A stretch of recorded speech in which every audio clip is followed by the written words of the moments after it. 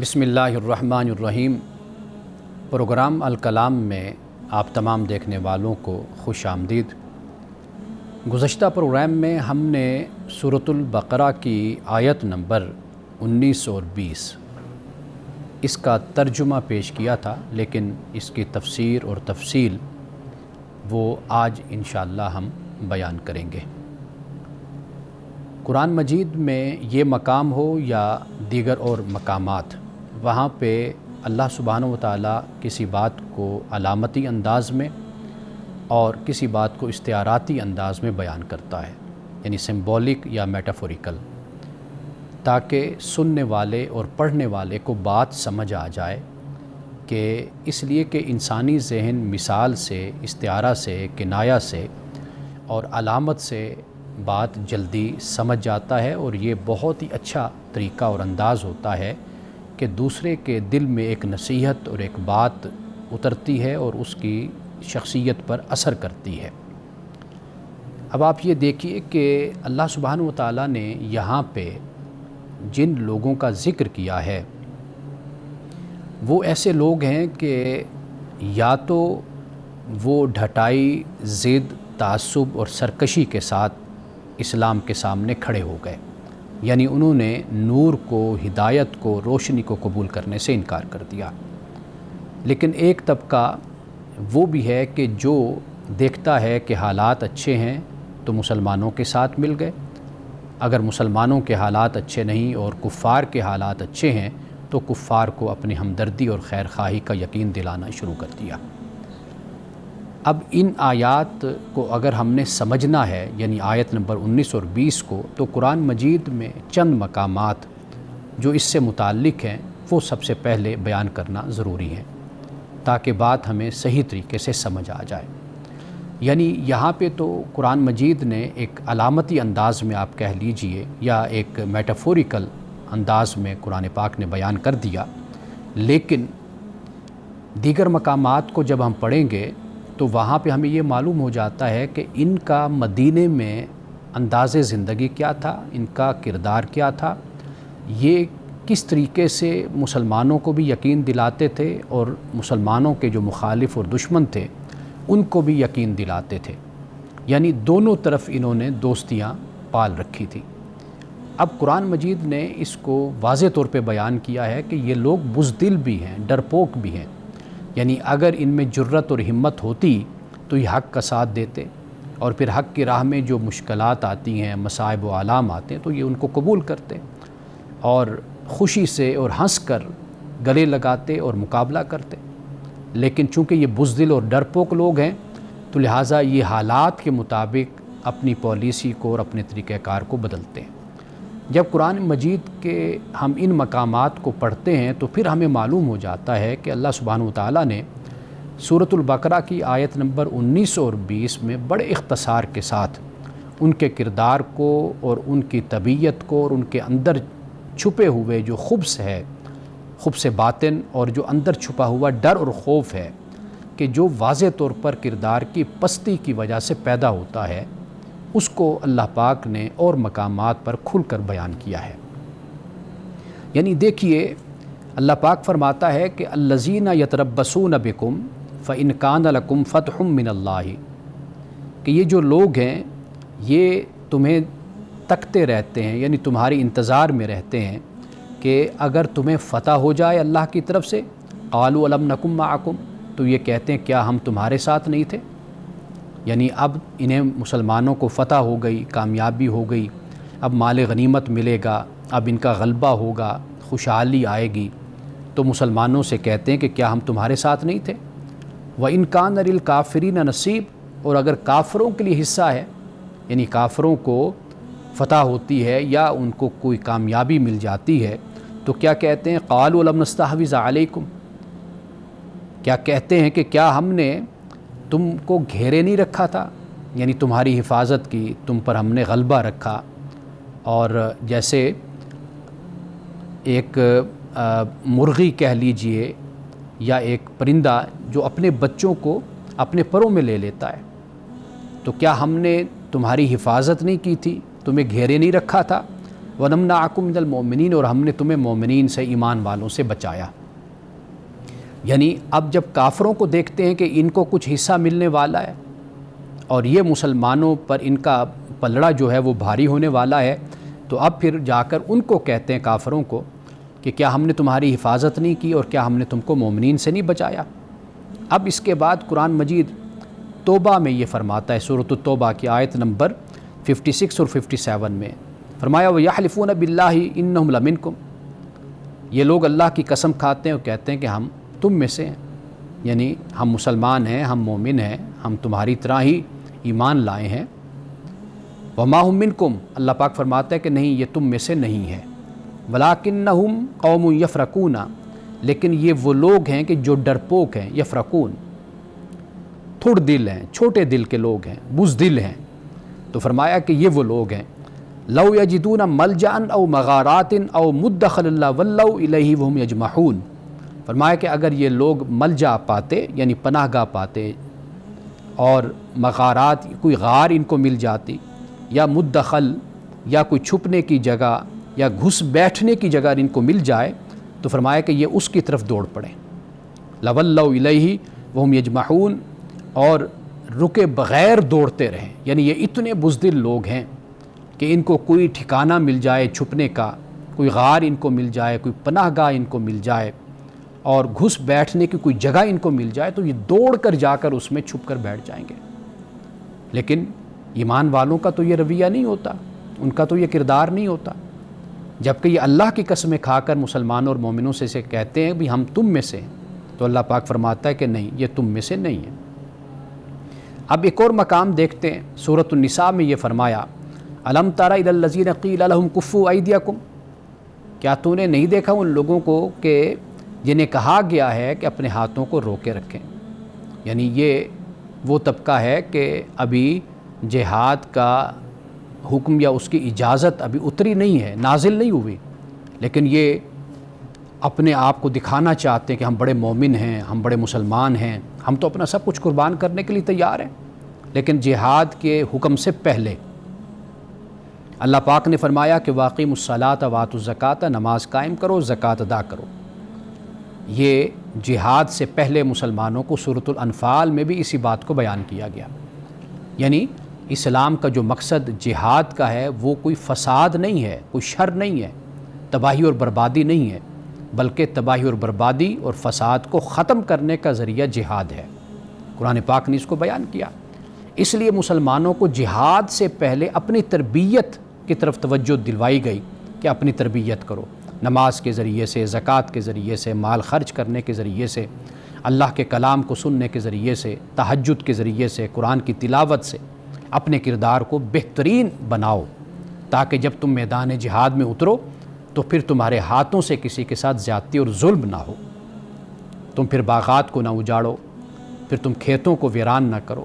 بوڑھوں کا قتل نہ کرو، بچوں کو قتل نہ کرو، عورتوں کا قتل نہ ہو، کوئی آبرو ریزی نہ ہو۔ یہ مسلمانوں کی باقاعدہ پہلے تربیت فرمائی، پھر اس کے بعد ان کو میدان جہاد میں اتارا۔ یہاں پر اسی بات کی طرف اشارہ ہو جاتا ہے۔ اب یہ دیکھ لیجئے کہ یہ وہ گروہ ہے منافقین کا کہ ان کی حالت کیا ہے کہ جہاد کا حکم نہیں اترا تو بڑے دوڑ دوڑ کر آتے ہیں کہ جی ہمیں اجازت دیجیے، بس ہم لڑنے کے لیے بےتاب ہیں، اپنا سب کچھ قربان کرنے کے لیے بےتاب ہیں۔ اچھا، جب حکم آ گیا فلما کتب علیہم القتال، جب ان پر قتال کو لازم کیا گیا تو اذا فریق منہم، تو پھر ان میں سے ایک فریق، یعنی یہ وہی فریق جس کا ذکر 19 اور 20 میں بیان ہے سورۃ البقرہ کی، حالت ان کی یہ ہے کہ یخشون الناس کا خشیت اللہ او اشد خشیہ، فرمایا یہ لوگوں سے ایسے ڈرتے ہیں کہ جیسے اللہ سے ڈرنا چاہیے، بلکہ اس سے بھی زیادہ لوگوں سے ڈرتے ہیں۔ حالت ان کی یہ ہے۔ وقالوا ربنا لما كتبت علينا القتال، اور پھر یہ کہتے ہیں ہمارے رب کیوں تو نے ہم پر قتال کو لازم کر دیا، لولا اخرتنا الى اجل قریب، تو کیا اسے کچھ اور مؤخر نہیں کیا جا سکتا کچھ وقت کے لیے کہ اس جہاد کو، قتال کو مؤخر کر دیا جائے۔ قل متاع الدنیا قلیل والآخرۃ خیر لمن اتقی، اللہ پاک نے فرمایا کہ اے نبی آپ ان سے یہ کہہ دیجئے کہ دنیا کا جو سامان ہے یہ کم ہے، اور جو آخرت ہے یہ بہتر ہے کس کے لیے؟ جو متقی ہوا، جس نے تقوی اختیار کیا۔ ولا تظلمون فتیلا، اور فرمایا کہ تم سے ذرہ برابر بھی ظلم نہیں کیا جائے گا۔ اب یہ دیکھ لیجئے کہ یہ کردار ہے اسی گروہ کا۔ اب ایک اور مقام پر فرمایا اشحۃ علیکم، کہ تم پر یہ بخیل ہیں۔ فَإِذَا جَاءَ الْخَوْفُ، کہ جب خوف آتا ہے ان پر، رَأَيْتَهُمْ يَنْظُرُونَ إِلَيْكَ تَدُورُ أَعْيُنُهُمْ، کہ پھر تو دیکھتا ہے ان لوگوں کو کہ یہ تجھے دیکھتے ہیں، اس طرح دیکھتے ہیں کہ ان کی آنکھیں اس طرح گھوم رہی ہوتی ہیں، گردش کر رہی ہوتی ہیں کہ جیسے سکرات الموت طاری ہو جاتی ہے ایک انسان پر۔ جب سکرات الموت یعنی موت کی تکلیف طاری ہوتی ہے تو اس وقت انسان اس حالت میں بے بس اور بے چین ہوتا ہے اور انسان کی آنکھیں گردش کر رہی ہوتی ہیں۔ اور یہ بھی فرمایا کہ جب خوف چلا جاتا ہے سلقوکم بِأَلْسِنَةٍ حِدَادٍ، فرمایا کہ پھر مال اور دولت کی وجہ سے جب خوف چلا جاتا ہے تو پھر ان کی زبانیں تمہارے بارے میں لمبی ہو جاتی ہیں، یعنی پھر لالچ اور حرص اور طمع یہ اتنا زیادہ ہوتا ہے کہ بس سمیٹ لیں سب کچھ ہمارے پاس آ جائے۔ جیسے نعوذ باللہ رسول اللہ صلی اللہ علیہ وسلم کی ذات اقدس پر اعتراض کہ آپ مال کی تقسیم میں انصاف کیجئے۔ رسول اللہ نے فرمایا ظالم، مجھ سے بڑھ کر بھی کوئی انصاف کرے گا؟ میں اللہ کا نبی اور اللہ کا رسول ہوں۔ تو یہ ان آیات میں اللہ سبحانہ و تعالیٰ نے اسی بات کو بیان فرمایا۔ ایسے اور بھی مقامات قرآن مجید میں ہیں کہ جہاں سے ہمیں یہ معلوم ہو جاتا ہے کہ یہ لوگ ایسے لوگ تھے کہ جو بری صفات تھی وہ ان میں پیدا ہوئی نفاق کی وجہ سے۔ اور یہ نفاق کون سا تھا؟ یہ نفاق اعتقادی تھا، اس پر ہم پہلے بات کر چکے ہیں۔ یعنی ان میں نفاق یہ تھا کہ رسول اللہ صلی اللہ علیہ وسلم جب مدینہ تشریف لائے تو یہ وہ گروہ تھا کہ جس نے رسول اللہ صلی اللہ علیہ وسلم پر ایمان لانے کا ظاہری طور پر اعلان تو کیا لیکن قلبی طور پر نہیں تسلیم کیا، دلی طور پر تسلیم نہیں کیا۔ تو اللہ سبحانہ و تعالیٰ نے پھر ان کے نفاق کو واضح کر دیا۔ یعنی جو مسجد ضرار تعمیر کرنے والے تھے، بنانے والے تھے، قرآن پاک نے اس کو مسجد ضرار کہا، یعنی نقصان دینے والی، مسلمانوں میں رخنہ پیدا کرنے والی مسجد۔ تو اس کے تقریباً کوئی 12 منافقین تھے جنہوں نے وہ تعمیر کی تھی، ان کا ذکر تاریخ کی کتابوں میں، سیرت کی کتابوں میں موجود ہے۔ تو یہ وہ طبقہ تھا کہ جس کا ذکر اللہ سبحانہ و تعالیٰ نے آیت نمبر 19 اور 20 میں کیا ہے۔ ناظرین کرام، گفتگو کا سلسلہ جاری ہے، ایک وقفہ لیتے ہیں، وقفے کے بعد ملتے ہیں۔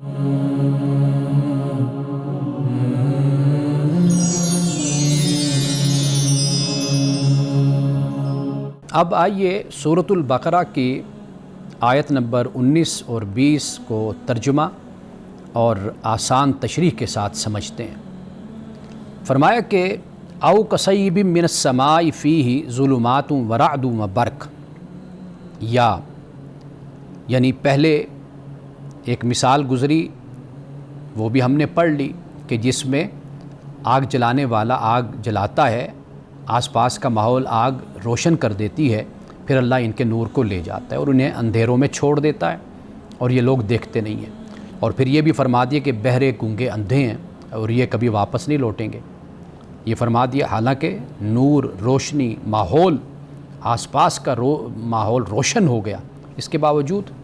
ایمان نہیں لائے۔ اب اس کے بعد جو دوسرا فرمایا آگے طبقہ، فرمایا کہ یا پھر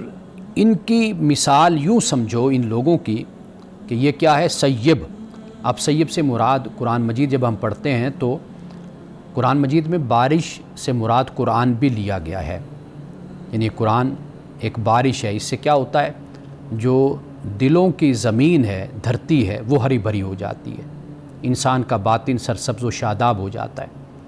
وہ دل جو ویران ہوتے ہیں وہ آباد ہو جاتے ہیں، اور وہ لوگ کہ جو پیاسے ہوتے ہیں حق کے، حقانیت کے اور اچھی باتوں کے، ان کے دلوں کے لیے اور ان کے لیے یہ چیز پانی بن جاتی ہے۔ قرآن مجید کو اللہ سبحانہ و تعالیٰ نے بارش فرمایا ہے۔ اب یہاں پہ یہ فرمایا کہ یا جیسے بارش ہے، اب آسمان سے وہ بارش اترتی ہے۔ اب واضح بات ہے کہ جب قرآن اترا تو قرآن کے ساتھ پھر آزمائش بھی ہے، امتحان بھی ہے، ابتلا بھی ہے۔ جنہوں نے مانا، تسلیم کیا، ان کے لیے اس میں امتحانات بھی ہیں۔ تو فرمایا کہ یا پھر ان کی مثال یوں سمجھو کہ آسمان سے زور کی بارش ہو رہی ہے. اب اس بارش میں کیا ہے؟ اندھیری گھٹا ہے، اور اس میں کیا ہے؟ رعد ہے، کڑک ہے، اور برق ہے، بجلی ہے. یجعلون اصابعهم فی آذانہم من الصواعق، اور یہ لوگ کیا کرتے ہیں؟ حذر الموت، موت کے ڈر سے یہ جو گرج ہے، یہ جو کڑک ہے، یہ جو چمک ہے، اور ہولناک آواز ہے، یا زلزلہ ہے، یا آندھی ہے، یہ سب کچھ یعنی جب قرآن اترا تو قرآن نے لوگوں کو یہ بتایا کہ جس طرز کی تم زندگی گزار رہے ہو، یہ طرز،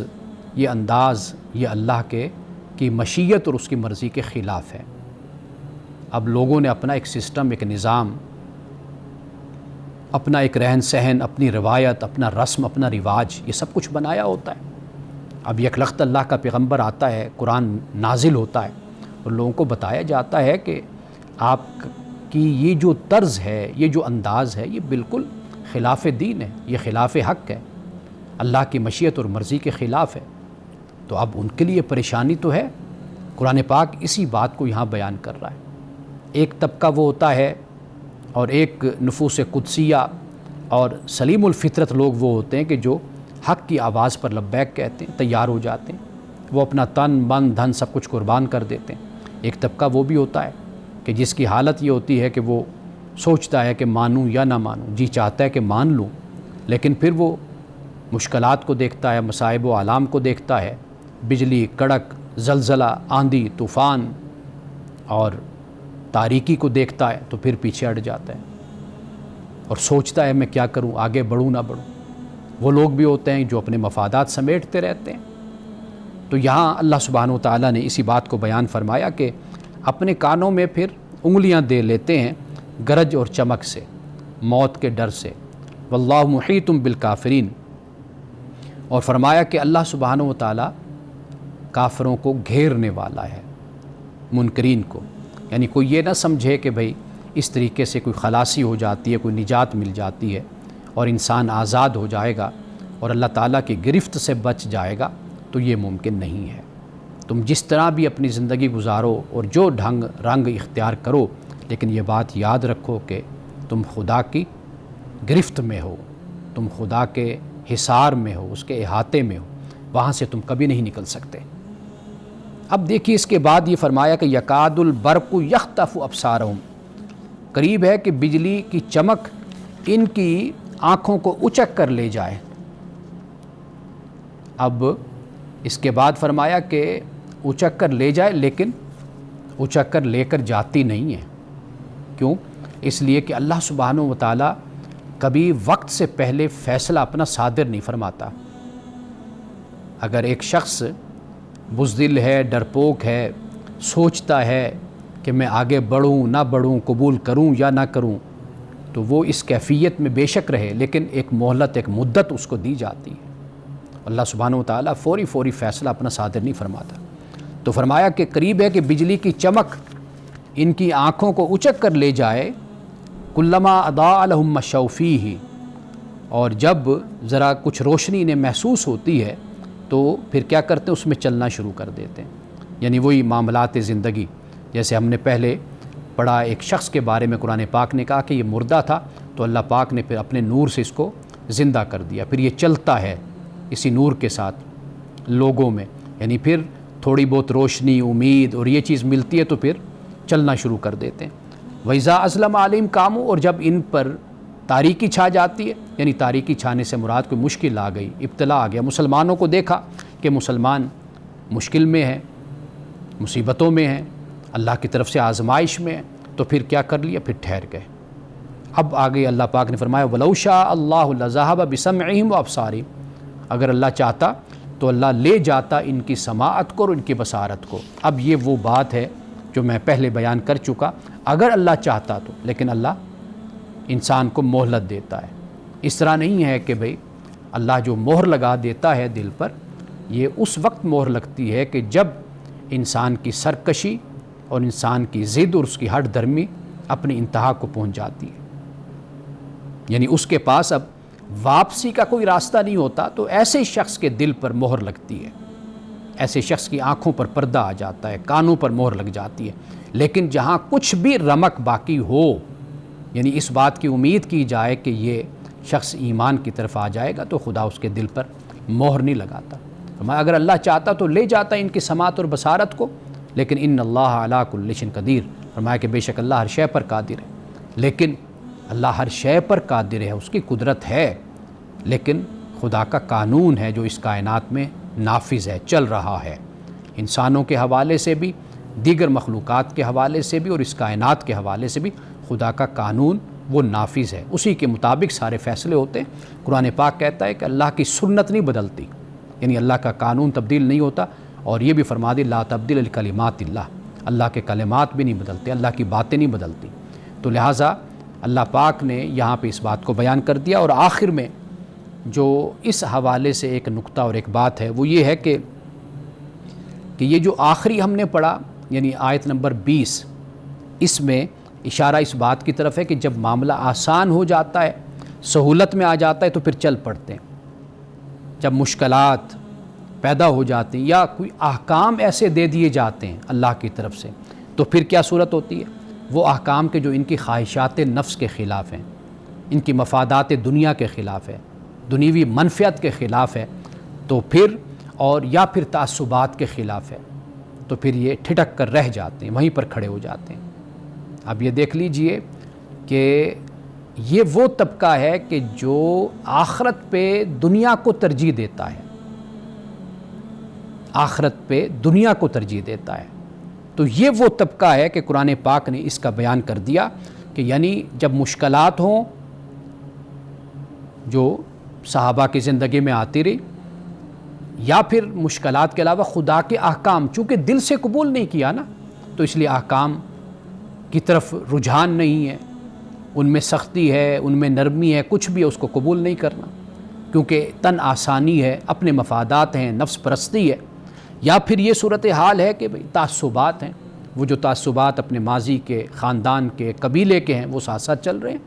تو یہ سچائی کو قبول کرنے میں رکاوٹ بنتے ہیں، تو کھڑے ہو جاتے ہیں۔ کہیں کوئی سہولت، آسانی نظر آتی ہے تو پھر چلنا شروع ہو جاتے ہیں۔ تو ناظرین کرام، یہاں پہ ان 3 گروہوں کا ذکر مکمل ہو جاتا ہے، مومنین کا یعنی متقین کا ایک گروہ، اور پھر دوسرا گروہ کفار کا، تیسرا گروہ یہ منافقین کا۔ تو انشاءاللہ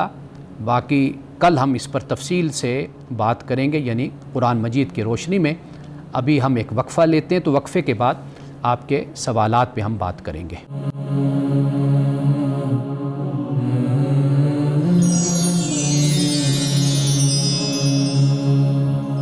وقفہ کے بعد آپ کے سوالات کے ساتھ میں حاضر ہوں۔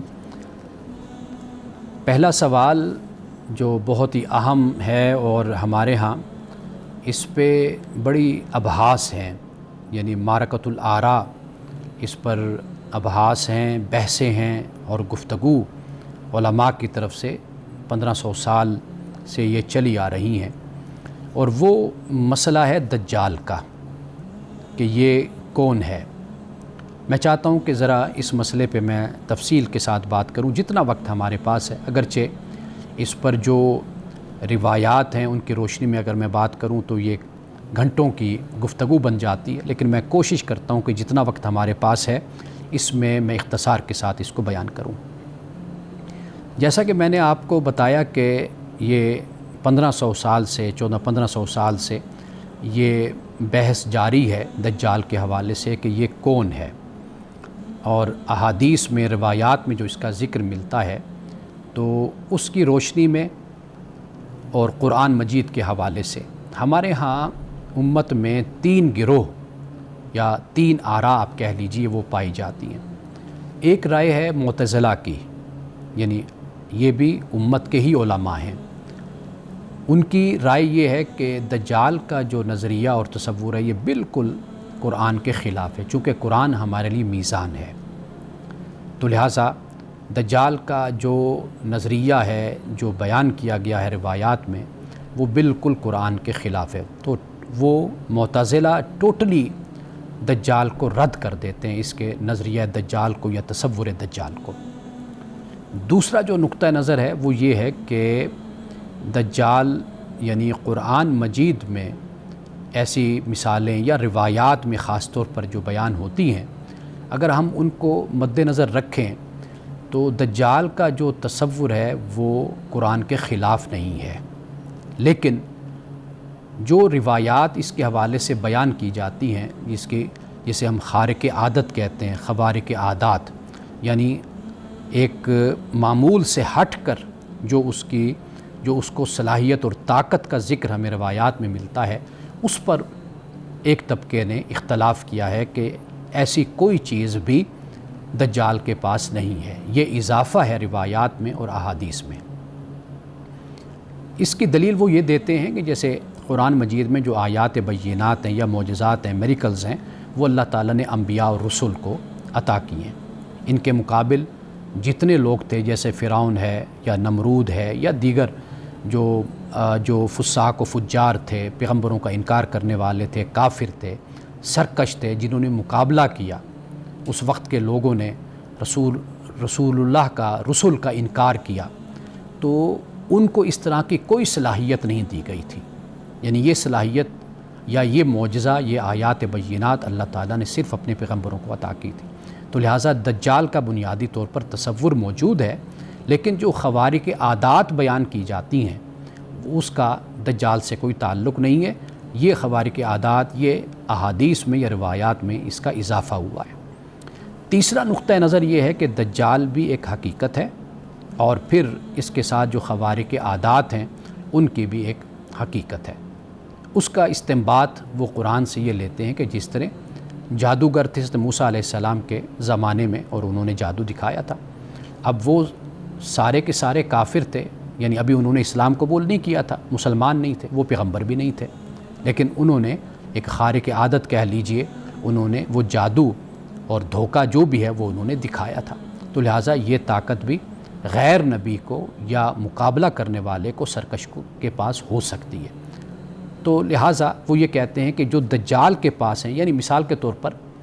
جو یہ تیسرا نظریہ ہے، میں اس سے کسی حد تک اتفاق کرتا ہوں، لیکن میں یہ سمجھتا ہوں کہ یہ سمبولک لینگویج میں رسول اللہ صلی اللہ علیہ وسلم نے ان باتوں کو بیان فرمایا، یعنی دجال کے حوالے سے۔ وہ کیا ہے؟ یعنی دجال کے پاس کیا اختیارات ہوں گے؟ مثال کے طور پر بارش برسانا۔ آج یہ کون سی ایسی بات ہے کہ ہم یہ کہیں کہ بھئی کوئی بارش نہیں برسا سکتا؟ دوسری بات جو ہے جنت جہنم بھی ہے، یعنی لوگوں نے اسی زمین پر ہی جنت بھی بنائی ہے اور اسی زمین پر جہنم بھی انہوں نے، یعنی جو ان کو ماننے والا ہے، ان سے اتفاق کرنے والا ہے، ان کے نظام سے، ان کے نظریے سے، انہوں نے اس کے ساتھ اچھا سلوک کیا، زمین پر ہی اس کو جنت بنا کر دے دی، اور جنہوں نے ان کو نہیں مانا، ان کے نظام کو، ان کے سسٹم کو، ان کے نظریات کو، تصورات کو نہیں تسلیم کیا، تو انہوں نے اسی زمین کو ان کے لیے جہنم بھی بنا دیا۔ اسی طرح مردہ زندہ کرنا، یہ بھی ہم دیکھتے ہیں، اور اس کے علاوہ پوری دنیا کا چکر جو دجال لگائے گا، اب یہ چکر لگانا دنیا، یہ کون سا کوئی اتنا بڑا کام رہ گیا ہے کہ ہم یہ سمجھیں کہ یہ خارق عادت ہے؟ اچھا، اسی طرح تیز رفتار سفر، اب آج ہم جہاز میں بیٹھتے ہیں، کسی دنیا کے کسی بھی ملک میں پہنچ جاتے ہیں، اب اس سے بھی زیادہ تیز سفر آنے والا ہے کہ جب آپ یہاں سے اگر امریکہ بھی جانا چاہیں گے، 1 گھنٹے کے اندر اندر آپ امریکہ پہنچ جائیں گے۔ کتنی تیز ٹرینیں اس وقت چل رہی ہیں، تو لہٰذا یہ بھی ہمارے سامنے صورت پیدا ہو جاتی ہے۔ آواز کا پہنچانا، اب میں بیٹھا یہاں پر آپ سے بات کر رہا ہوں، میری آواز پاکستان سے باہر ساری دنیا میں جا رہی ہے، لوگ مجھے سن رہے ہیں۔ تو لہٰذا اب یہ باتیں ایسی ہیں کہ ہم جب اپنے زمانے پر یا آنے والے زمانے پر غور کریں، توجہ کریں، تو یہ کوئی ایسی انہونی باتیں نہیں ہیں، کوئی عجیب باتیں نہیں ہیں، یا ایسی کوئی محالات میں سے یہ نہیں ہے کہ یہ وقوع پذیر نہیں ہو سکتی۔ تو لہٰذا میرا ذاتی جو نقطہ نظر ہے، خیال ہے، وہ یہی ہے، لیکن رسول اللہ صلی اللہ علیہ وسلم نے ان میں جو کچھ بھی بیان فرمایا ہے، یہ در حقیقت آنے والے زمانے، ان کی خبر رسول اللہ صلی اللہ علیہ وسلم نے یہ دی ہے۔ اور آپ یہ بھی دیکھتے ہیں، جانتے ہیں کہ دجال، یہ احادیث میں ہم پڑھتے ہیں صحابہ کرام رضوان اللہ تعالی علیہم اجمعین نے، کہ جیسے ایک شخص تھا، اس کے بارے میں یہ مسلم میں بیان ہے کہ حضرت جابر رضی اللہ تعالیٰ عنہ نے اسے بیان کیا، رسول اللہ نے اس کے بارے میں یہ نہیں کہا کہ وہ دجال نہیں ہے، یعنی وہ کیا کرتا تھا، لوگوں کو کہانت سکھاتا تھا اور کاہن لوگوں کو بناتا تھا، یعنی مستقبل کے بارے میں خبریں جاننا اور اس طرح کے اٹکل پچو اور اندازے، اور یہ ایک علم اس نے اس کو رواج دیا اور لوگوں کو اس کی تعلیم دی۔ اس کو صحابہ نے اس کو دجال کا، یعنی دجال کا مطلب ہے بہت زیادہ جھوٹ بولنے والا۔ تو لہٰذا یہ 1500 سال سے جب ہم حدیثوں میں دیکھتے ہیں، جو جس حالت میں ایک فرد ہے یا ایک قوم ہے یا ایک زمانہ ہے، اس کو رسول اللہ صلی اللہ علیہ وسلم نے اس کو دجال فرمایا۔ اسی موضوع پہ ہم مزید بھی گفتگو کرتے ہیں، لیکن ایک وقفے کے بعد۔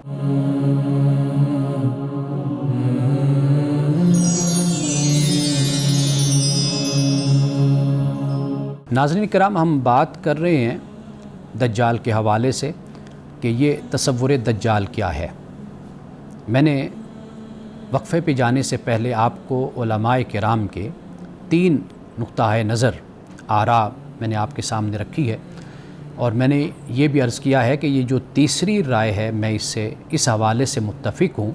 کہ یہ رسول اللہ صلی اللہ علیہ وسلم نے جو بھی بیان فرمایا، اس کو سمبولک آپ کہہ لیجیے یا میٹافوریکل آپ کہہ لیجیے، اسے رسول اللہ نے اس انداز میں بیان فرمایا۔ نبوت کی بصیرت ہے، فراست نبوت ہے کہ رسول اللہ صلی اللہ علیہ وسلم نے آنے والے زمانوں کے بارے میں ہمیں یہ آگاہ کیا کہ یہ دجالیت یا یہ ایک فتنہ یہ امت میں قائم ہوگا یا امت میں عام ہوگا۔ اب دیکھیے، جو دجال لفظ ہے، اس کا ترجمہ تو یہ ہوتا ہے کہ بہت زیادہ دھوکہ دینے والا، بہت زیادہ فریب کرنے والا، لیکن صحیح مسلم کی ایک حدیث ہے کتاب الفتن میں کہ جہاں رسول اللہ صلی اللہ علیہ وسلم نے دجال کے جو مقابل ہوگا اس کے لیے حجیج کا لفظ آپ نے فرمایا، یعنی حجیج ہوگا اس کا مقابل، یعنی دلائل کے ذریعے غالب آنے والا، دلائل کے ذریعے غالب آنے، گویا کہ یہ جو دجال کا زمانہ کہ جس میں ایک آپ یوں سمجھیے کہ علم کی تحریک ہوگی، دلائل کی بات ہوگی، تو اس کا جو رد کرنے والا ہوگا، مقابلہ کرنے والا، رسول اللہ نے فرمایا کہ وہ حجیج یعنی دلائل کے ذریعے غالب ہونے والا۔ ہمیں یہ بھی معلوم ہے کہ صحیح مسلم میں رسول اللہ صلی اللہ علیہ وسلم نے یہ بھی فرمایا ہے کہ یہ جو دجال ہے، اس کی پیشانی پر کاف فا را لکھا ہوگا، یعنی اس سے مراد یعنی کفر، کہ وہ کافر ہوگا۔ اب آپ خود جانتے ہیں کہ دجال کا جو زمانہ ہے وہ الحاد اور کفر کا زمانہ ہوگا، یعنی یہ اس بات کی طرف اشارہ ہو جاتا ہے۔ پہلی جو تاریخ ہم دیکھتے ہیں اس میں جو فتنہ تھا وہ تھا شرک کا فتنہ، یعنی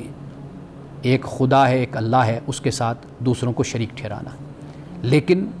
پھر جو ایک زمانہ آیا اس میں جو فتنہ پیدا ہوا وہ ہے انکار خدا کا فتنہ،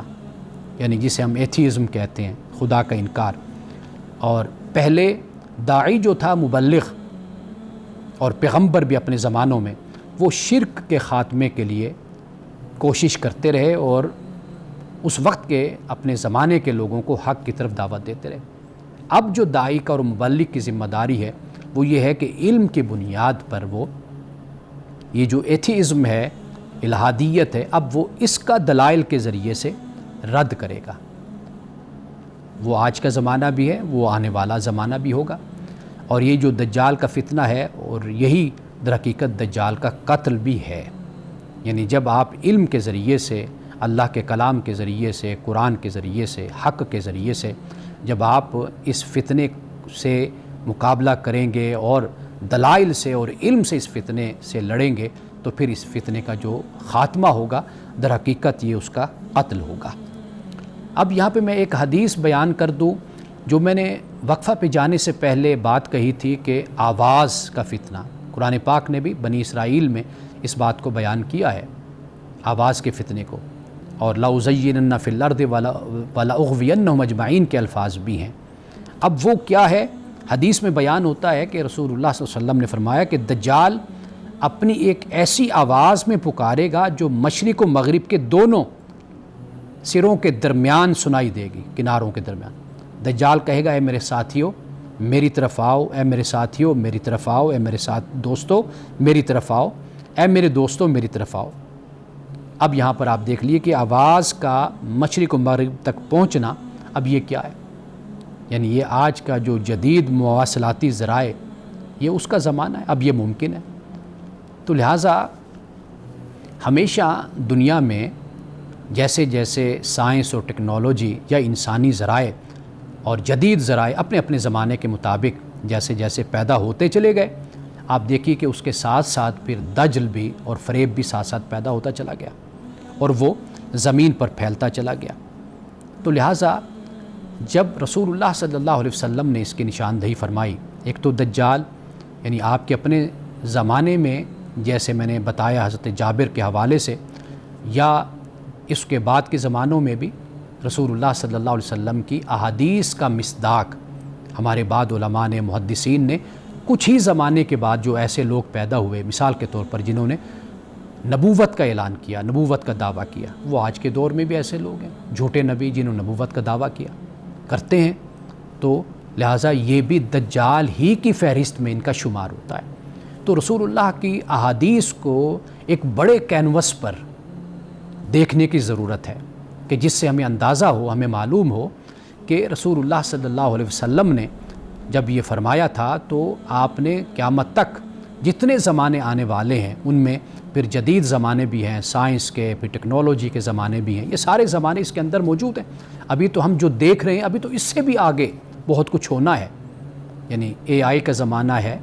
ہم یہ آج دیکھ رہے ہیں، روبوٹ کا وقت اور زمانہ آ چکا ہے، وہ ہم دیکھ رہے ہیں۔ اب اس کے بعد اگر کوئی ایسی بات جو رسول اللہ نے فرمائی جو ہمیں آج سمجھ نہیں آ رہی تو ممکن ہے کہ اس کا مصداق ہمیں آنے والے زمانوں میں ہماری اولادوں اور ہماری نسلیں جا کر اس کو دیکھیں۔ تو لہٰذا رسول اللہ صلی اللہ علیہ وسلم سے منسوب جو روایات یا جو احادیث بیان کی جاتی ہیں تو ان کو ہم رد نہیں کر سکتے، لیکن ہم سمبولک یا میٹافوریکل لینگویج میں اگر ہم ان کو سمجھنا چاہیں تو وہ بہت ہی اچھے طریقے سے ہمیں اپنے زمانے کے لحاظ سے اور آنے والے زمانوں کے لحاظ سے ہم سمجھ سکتے ہیں، اور یہ اتنا مشکل نہیں ہے۔ ناظرین کرام، یہ ایک آپ کا سوال تھا اور میں نے چاہا کہ میں ذرا تفصیل کے ساتھ اس کو بیان کر دوں۔ ہاں، آخری بات یہ بھی احادیث میں آتا ہے کہ اس کی ایک آنکھ ہوگی، اس کی ایک آنکھ ہوگی۔ یہ بھی آپ فوٹو بھی دیکھتے ہیں ہمارے ہاں، ویڈیوز کوئی جب اپنی شیئر کرتا ہے یا ڈاؤن لوڈ اپنا لگاتا ہے یوٹیوب پر یا کسی جگہ پر، تو وہ ہم نے دیکھا ہے کہ وہ ایک آنکھ والی تصویر لگائی ہوتی ہے۔ اب یہ بھی ایک سمبولک لینگویج ہے، اس کو اس طریقے سے ہم سمجھ سکتے ہیں کہ اس سے مراد کیا ہے؟ اس سے مراد یہ ہے کہ مادی ترقی یک طرفہ۔ آپ دیکھ لیجئے، یہ بھی دجالیت ہے، یہ بھی فتنہ ہے کہ ہمارے ہاں یہ نظریہ، یہ عقیدہ، یہ سوچ موجود ہے، بس دنیا ہی دنیا ہے، آخرت کچھ نہیں، یک طرفہ سوچ ہو جاتی ہے۔ اسی طرح آپ دیکھیے کہ روحانیت کا باطن کا انکار کر دیا جاتا ہے، صرف جسم کی بات کی جاتی ہے، مادیت کی بات کی جاتی ہے۔ تو یہ جو ایک آنکھ کی بات ہے، یہ اصل میں وہ جو ایک یک طرفہ سوچ ہے، یک طرفہ عقیدہ اور نظریہ ہے جو بالکل اسلام کے مقابل ہے۔ اللہ تعالیٰ نے حضرت آدم سے لے کر رسول اللہ صلی اللہ علیہ وسلم تک جو دین بھیجا، یہ بالکل اس کے مقابل، یعنی آپ اس کو یوں سمجھ لیجئے کہ دجالی فتنہ یہ کہ انسان کا جو فوکس ہے وہ یہ کائنات بن جائے بس، یعنی خدا سے انسان کی توجہ کو ہٹا کر اس کائنات پر، اس زمین پر، دولت پر، مال پر، اور بس اسی محسوسات کی دنیا پر ہی بس انسان کو لگا دیا جائے، اور جو اصل دنیا ہے جو اس دنیا کے بعد ہے اس سے انسان کی توجہ کو ہٹا دیا جائے۔ در حقیقت یہی